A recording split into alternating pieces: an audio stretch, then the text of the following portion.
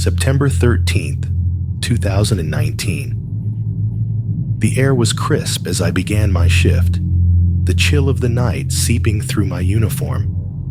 The campgrounds were eerily quiet, the only sounds being the rustling of leaves and the distant hoot of an owl. I walked the perimeter, my flashlight cutting through the darkness, revealing nothing but shadows. Yet, I couldn't shake the feeling that something was watching me from beyond the trees. As I made my way toward the cabins, I noticed a faint light flickering deep in the woods, far from where anyone should be. It was just a small glimmer, barely noticeable, but enough to make my heart race. I stood still, squinting into the darkness, trying to convince myself that it was just a trick of the light. But the more I stared, the more certain I became that something or someone was out there. I hesitated, debating whether to investigate or stay on my assigned route.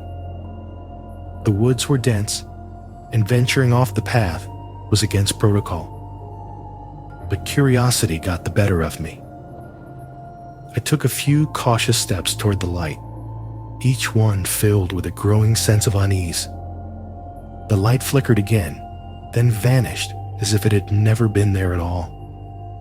A gust of wind rustled the trees, sending a shiver down my spine.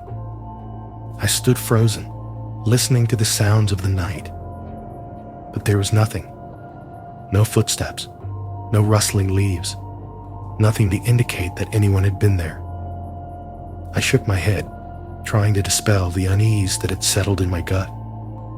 It was just my imagination, I told myself. Just the nerves of being alone in the dark. With one last glance at the now pitch-black woods, I turned and continued my patrol, the unsettling feeling lingering with each step I took. The second night began much like the first, with a heavy silence hanging over the camp. The unease from the previous night had not left me, and as I made my rounds, I found myself glancing toward the woods more often than usual. The flickering light I had seen was gone, but the feeling of being watched had only intensified. As I approached the edge of the camp, where the trees loomed thick and dark, I noticed something that made my blood run cold. Two glowing eyes, bright and piercing, stared back at me from the shadows. They were positioned low to the ground, like those of an animal, but something about them felt wrong. The eyes were too still, too focused on me, as if whatever was watching had a consciousness behind it. I froze, my flashlight trembling in my hand. The beam of light wavered, but I couldn't bring myself to move it, to shine it directly at the eyes. A primal fear rooted me to the spot. The eyes didn't blink, didn't shift, just stared, unblinking and unwavering. For what felt like an eternity, I stood there, locked in a silent standoff with the unknown presence. Then, just as suddenly as they had appeared, the eyes vanished. The darkness swallowed them whole, leaving me standing there with my heart pounding in my chest. I took a step back, then another, my breath coming in shallow gasps. Whatever it was gone now. But the sense of dread remained, heavier than before. I forced myself to continue my patrol, but the memory of those eyes haunted me. Every rustle of leaves, every snap of a twig made me jump. The night dragged on, each minute stretching into what felt like hours. I couldn't shake the feeling that something had crossed a boundary, something that was now much closer than before. As the night finally gave way to dawn, I couldn't help but feel a wave of relief wash over me. But deep down, I knew this wasn't over. Something was out there, something that was watching and waiting. By the third night, I was on edge. The strange occurrences had shaken me more than I cared to admit. As I began my patrol, the darkness seemed deeper, the silence heavier.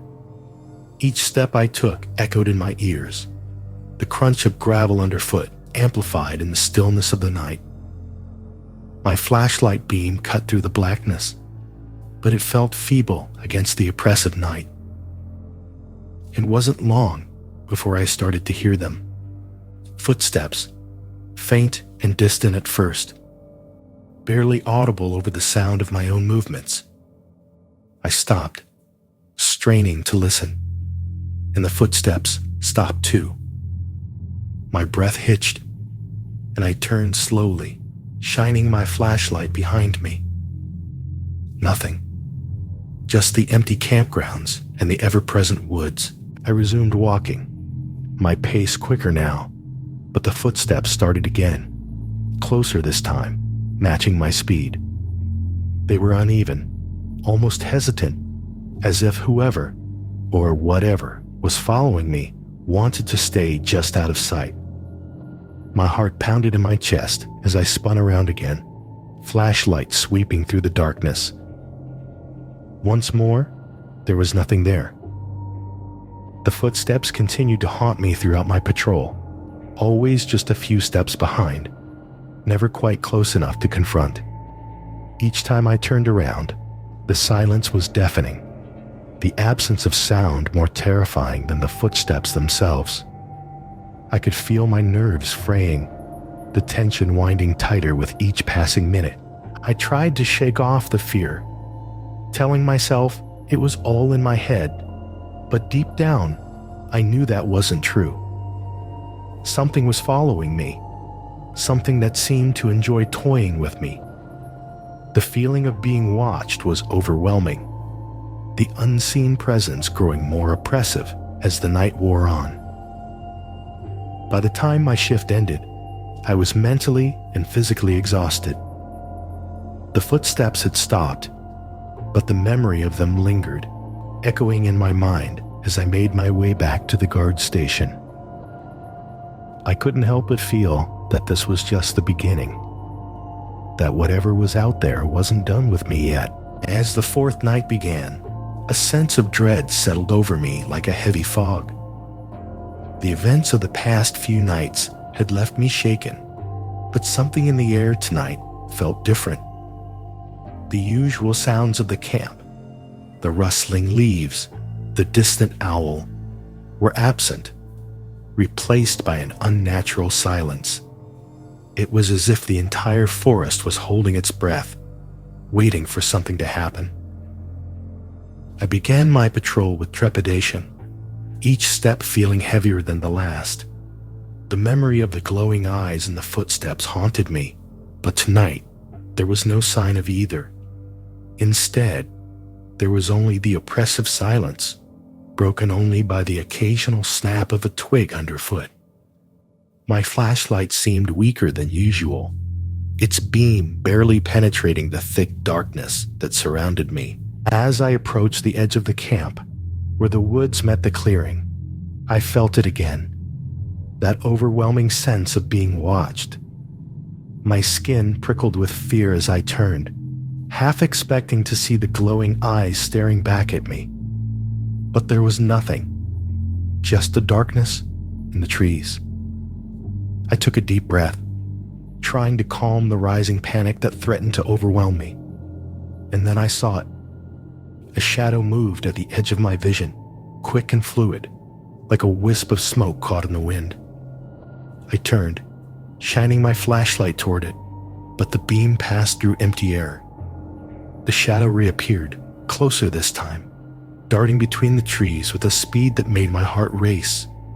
It wasn't the same as before. This presence felt different, less menacing, almost protective. I followed the shadow, my fear giving way to a strange sense of curiosity. It led me deeper into the woods, away from the safety of the camp. The further I went, the more I felt a connection to this presence, as if it were guiding me rather than luring me into danger. The forest seemed to open up around me, the trees parting to reveal a small, secluded clearing. In the center of the clearing stood a massive oak tree, its branches stretching out like protective arms. The shadow hovered near the tree, its form becoming clearer as I approached. It wasn't a menacing figure after all. Instead, it felt like a guardian, watching over the camp and those who dared to venture into the woods. I could feel its intentions, a deep sense of peace and protection emanating from it. I stepped closer, and as I did, the shadow seemed to merge with the tree, becoming one with the ancient oak. The oppressive fear that had gripped me for days melted away, replaced by a profound sense of gratitude. The presence had been protecting me all along, keeping me safe from whatever lurked in the deeper parts of the forest. As I stood there, the first rays of dawn began to break through the trees, casting a golden light over the clearing. The shadow was gone, but the feeling of safety remained. I knew, without a doubt, that I had been under the watchful eye of a benevolent spirit, one that would continue to guard the camp long after I was gone. October 25th, 2022. The abandoned camp felt like a relic from another time, a place where memories lingered, but life had long since departed. The buildings were crumbling, overtaken by nature, with vines creeping up the sides and windows shattered from years of neglect. The fog rolled in thick that night, blanketing the ground in a shroud of gray. As the new night guard, I couldn't help but feel a chill that had nothing to do with the cold. The silence was oppressive, broken only by the occasional creak of wood or the distant howl of a coyote. As I began my rounds, I noticed something odd. Items that I had seen during my initial walkthrough had moved. A chair that had been in the center of the dining hall was now pushed against the wall, and an old, rusted lantern that had been hanging near the entrance was lying on the ground, as if it had been dropped in a hurry. At first, I thought it might have been the wind, or maybe an animal that had wandered in. But the more I looked around, the more things seemed out of place. A door that had been closed was now ajar, creaking on its rusty hinges as it swayed in the breeze. My heart started to race as I walked through the empty buildings, the sense of unease growing with each step. As I entered the old mess hall, the fog seemed to thicken, seeping through the broken windows and pooling on the floor. My flashlight flickered, the beam barely penetrating the dense mist. I stepped forward, and the floorboards groaned under my weight, echoing through the empty space. I reached out to steady myself against the table, only to find it cold and damp, as if it had been sitting in the fog for hours. And then I saw it, a shadow, fleeting and indistinct, darting past the edge of my vision. I whipped around, shining my flashlight in the direction it had gone, but there was nothing there. Just the empty hall and the thick fog that seemed to cling to everything. I took a deep breath, trying to steady my nerves, but the sense of being watched was overwhelming. The shadow reappeared, closer this time, slipping between the tables like a whisper in the night. It was gone as quickly as it had come, leaving me with only the pounding of my heart and the echo of my own breath. I knew then that I wasn't alone in this abandoned place. Something else was here, something that didn't want to be seen. The next night, the fog was even thicker, rolling in like a living thing, wrapping itself around the buildings and trees, suffocating the camp in its grasp. I felt the weight of it as soon as I stepped out to begin my rounds. The memories of the previous night's strange occurrences played on a loop in my mind, but I tried to shake them off. I needed to focus, to stay sharp. But the unease wouldn't leave me. I hadn't gone far when I saw it again. The shadow. It was more defined this time. A dark figure darting between the trees at the edge of the camp. My breath caught in my throat as I watched it move, quick and deliberate, as if it were trying to avoid detection. It stayed just out of reach of my flashlight, always a step ahead, teasing me with its presence. I started toward it, my heart pounding in my chest. I didn't know what I was chasing or why, but something in me needed to know. The fog swirled around my feet as I moved, each step feeling heavier than the last. The shadow slipped between two buildings, disappearing from view. I followed, my flashlight beam dancing over the walls, the ground, the trees, searching for any sign of movement. And then, in the narrow space between the cabins, I saw it standing still. The shadowy figure was clearer now, tall and slender, its form just barely visible in the fog. It wasn't quite human, more like a silhouette cut from the night itself. I hesitated, the cold fingers of fear creeping up my spine. Every instinct screamed at me to turn back, to leave whatever this was alone. But I couldn't. I took a step forward, then another, closing the distance between us. The shadow didn't move, just watched, or at least I thought it did. There were no eyes, no features, just a dark, empty void where a face should have been. The silence around us was deafening, the fog so thick now that it muffled even the sound of my own breathing. I raised my flashlight, the beam cutting through the fog and landing squarely on the figure. And then, just like that, it was gone. The shadow dissipated into the mist, leaving nothing behind but the cold, damp air. I stood there, flashlight still raised, staring at the spot where it had been. My mind raced, trying to make sense of what I had just seen. But there were no answers, only more questions. Whatever that thing was, it wasn't natural. And it wasn't finished with me yet. By the third night, the fog had become a constant, thick and unyielding, as if the camp itself was slowly being swallowed by it. The events of the previous nights weighed heavily on my mind, but I had no choice but to return to my post. The sense of dread hung over me like a cloud, making every step feel labored, every breath shallow. The shadowy figure had stayed with me in my thoughts, haunting me in the dark corners of my mind. As I started my rounds, the fog seemed to cling to me, wrapping around my legs and swirling at my feet. The camp was unnervingly silent, the usual creaks and rustles muted by the dense mist. My flashlight barely pierced the thick air, its beam fading into the gray nothingness. Each step felt like it was taking me deeper into the unknown, further away from safety. Then I heard it, a voice, faint and distant, calling my name. It was barely more than a whisper, carried on the wind, but it was unmistakable. My heart skipped a beat, the sound sending a chill through me. I spun around, searching for the source, but all I could see was the endless fog.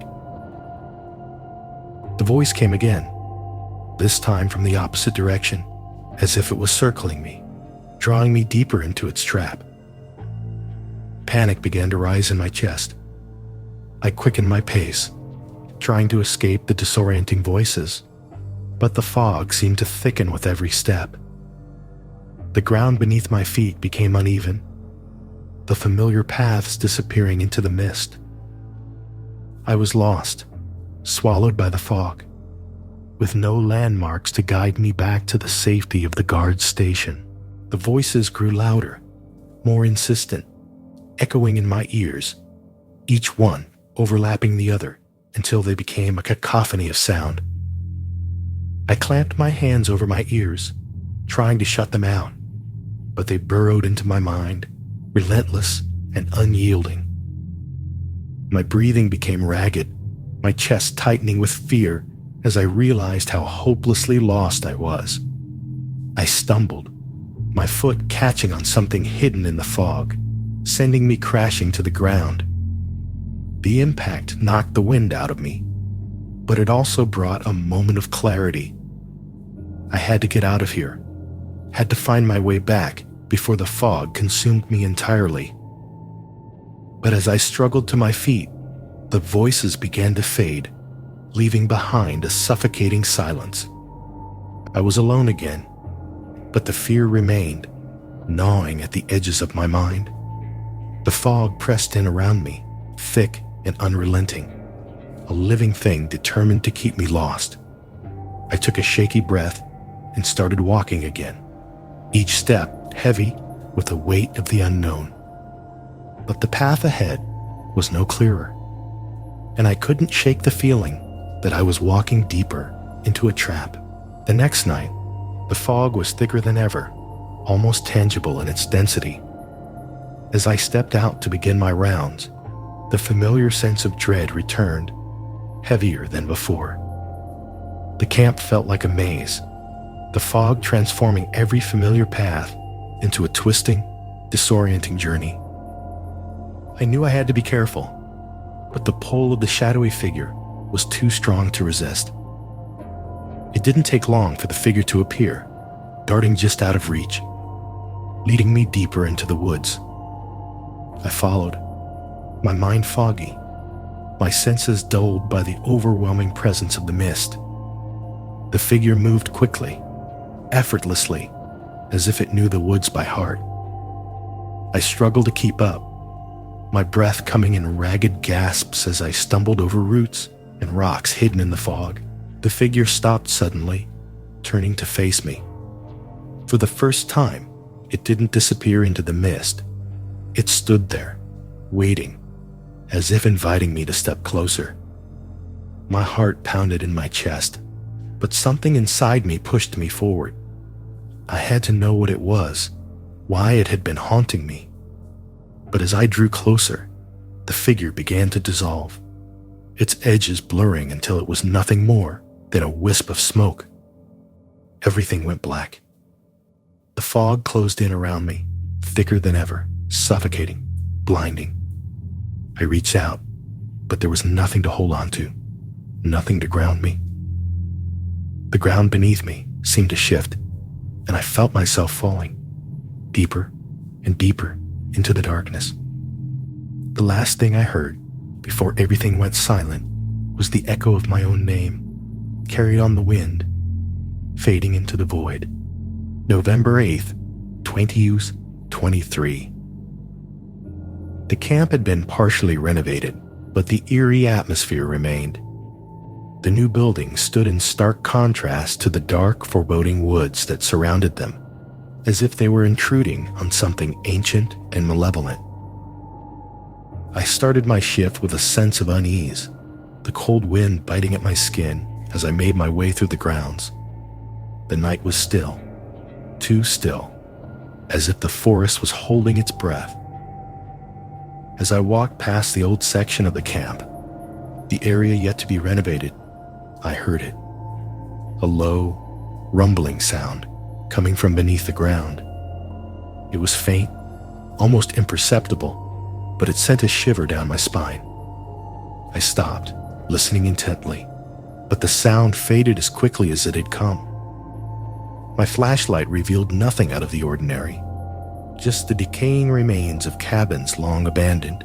I tried to shake off the feeling, convincing myself it was just the wind or an animal burrowing underground. But as the night wore on, the sounds grew louder, more insistent. They seemed to echo through the very earth beneath my feet, vibrating the ground ever so slightly. The unease I had felt earlier turned to fear, a cold, creeping dread that settled deep in my bones. Each step I took felt heavier, as if the ground itself was trying to hold me back. The wind picked up, howling through the trees, carrying with it the faintest whispers of something I couldn't quite make out. I quickened my pace, eager to leave the old section of the camp behind, but the unearthly sounds followed me, growing louder with every passing minute. Something was wrong here, something buried in the past that was trying to claw its way back to the surface. The next night, the strange sounds from beneath the ground were louder, more persistent. They reverberated through the camp, seeming to come from deep within the earth. My curiosity, mixed with dread, pulled me back to the old section of the camp, the part that had yet to be renovated. The air was thick with tension, the kind that prickles your skin and makes your hair stand on end. I followed the sounds to an old, overgrown path that led to a forgotten part of the camp. My flashlight flickered as I walked, the beam weak and unreliable. The path ended at a small, dilapidated building, half hidden by vines and moss. The door creaked as I pushed it open, the hinges rusty and stiff. Inside, the air was stale, filled with the scent of damp wood and decay. In the corner of the room, partially buried under debris, I found an old trapdoor. My heart raced as I pried it open, the wood splintering under my hands. A musty, cold air rushed out, carrying with it the unmistakable scent of earth and something else, something old and forgotten. I hesitated, but the sounds from below were too compelling to ignore. I descended into the darkness, the narrow staircase creaking under my weight. The air grew colder, and the sounds grew louder, almost like a chant, but in a language I couldn't understand. At the bottom, I found a small, dimly lit cellar. In the center of the room was a pile of old, forgotten records and journals, all covered in dust. As I picked one up, the pages crumbled in my hands, but what little I could read sent a chill through me. The records spoke of a tragedy that had occurred decades ago, a dark secret that had been buried, literally and figuratively, beneath the camp. The ground beneath me seemed to vibrate with the weight of the past, as if the very earth was trying to warn me. Whatever had happened here, it wasn't finished. And I had just unearthed something that should have remained buried. The cold air bit at my skin as I began my shift the following night.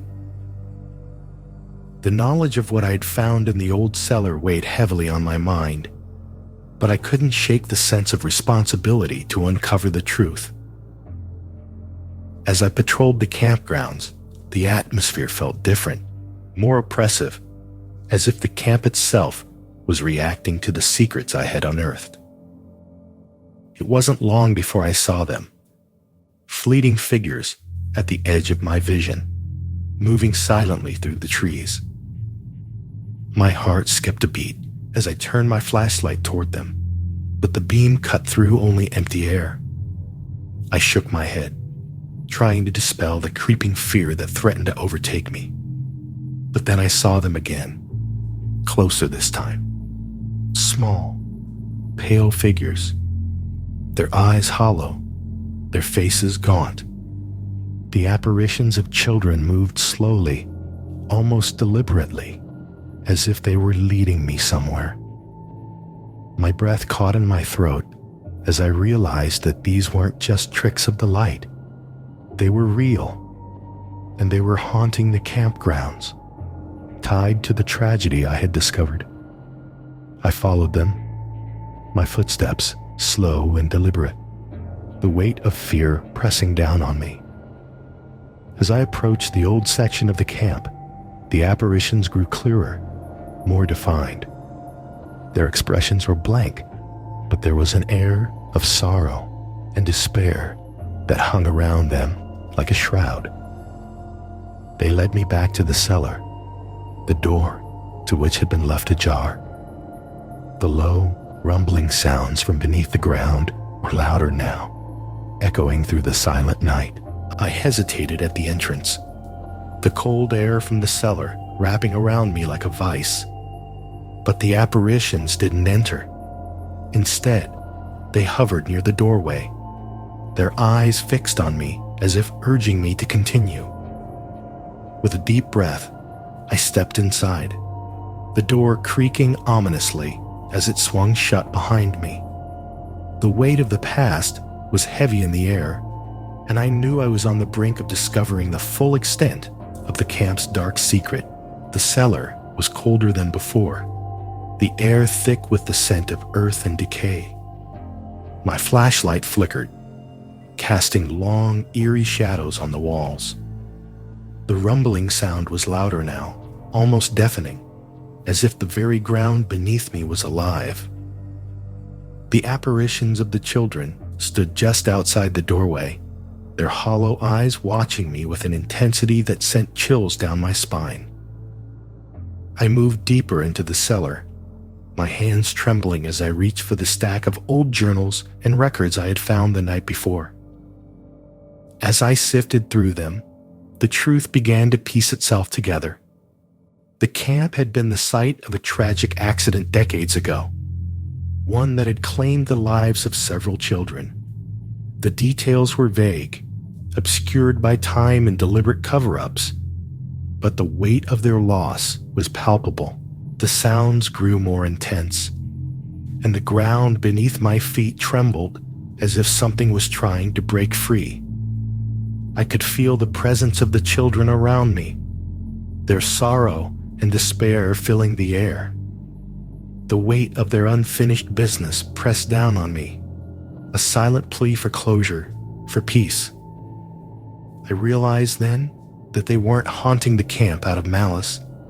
They were trapped, bound to this place by the tragedy that had claimed their lives. With shaking hands, I gathered the journals and records, determined to bring their story to light. As I prepared to leave the cellar, the rumbling stopped, replaced by a profound silence. The apparitions of the children began to fade, their forms becoming translucent, almost ethereal. They watched me with a sense of calm, as if they knew that their story would finally be told. I left the cellar, the weight of the past still heavy on my shoulders, but with a sense of resolution. As I stepped outside, the cold night air hit me, and I realized that the fog had lifted, the oppressive atmosphere replaced by a strange calm. The apparitions were gone, and with them, the sounds that had haunted the camp for so long. But the memory of their hollow eyes, their silent pleas for peace, would stay with me. I knew that I could never forget what I had uncovered in that dark, forgotten place. The camp's dark past had been revealed, but the scars it left behind would remain, a reminder of the lives lost and the secrets buried beneath the earth.